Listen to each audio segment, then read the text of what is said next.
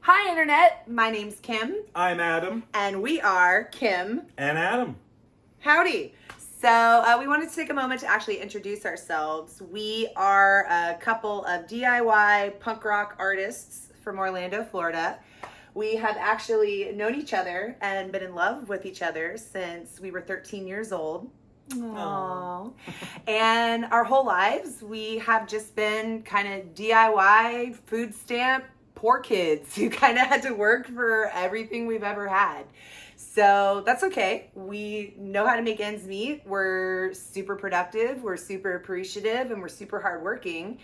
And we just kind of make the best out of every situation that we've had because we lost the birth lottery. Exactly. That's right. We did. Yeah. We did lose the birth lottery. But that's okay because not having those resources made us better, sharper people, and it really did bring us closer together, the struggles that we went through. So, yeah, basically our whole lives we've been into art, music, and just DIY, and being a part of the entertainment industry is something we have always dreamed of, literally since we were children. We have worked on tons and tons and tons of projects over the past decades that we just really weren't able to ever get off the ground just due to lack of funding, lack of resources, and just having to bust our asses to pay the fucking rent. So yeah, like our whole lives, we have been huge fans of Kelsey Grammer. I know for me personally, it all started with Sideshow Bob. That was really my introduction to like intellectual comedy, and it was all due to Kelsey Grammer. He not only was really, really funny, but he made me want to be smarter so I could understand the jokes better and make better jokes myself.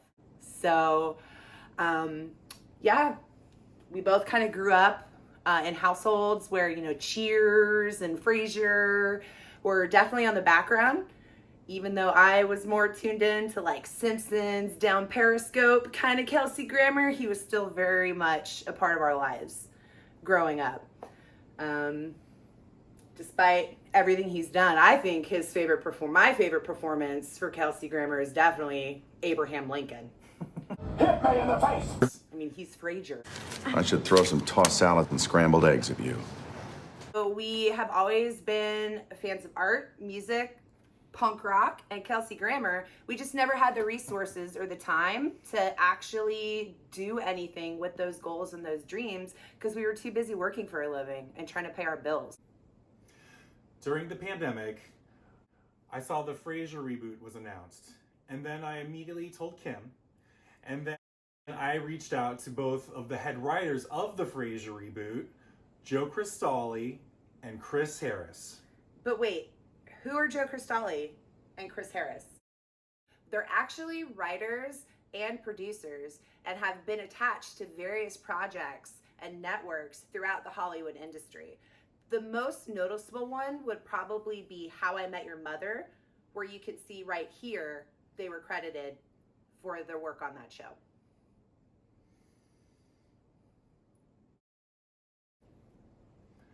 I did not receive a response from Joe Cristalli. However, I did receive a response from Chris Harris. He messaged me back.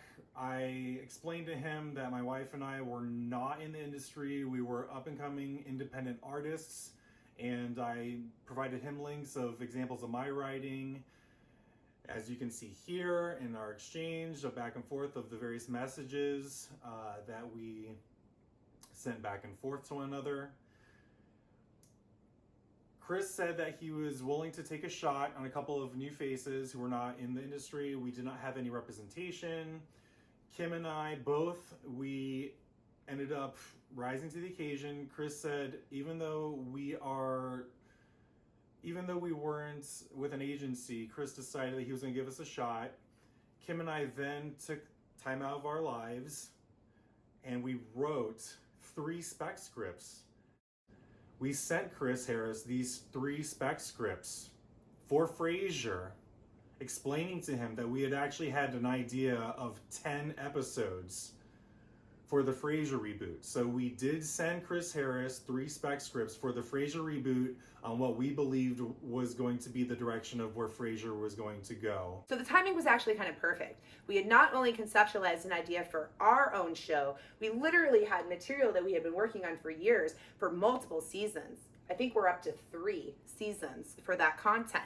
We, again, just never put it out to the public because of lack of timing and lack of proper funding. But we thought this was our opportunity not only to potentially be on Frasier, but to potentially have our content in the hands of a Hollywood writer. So we thought this is a great opportunity to kill 2 birds with 1 stone, and we really did take a chance by sending him this material that we written and copywritten.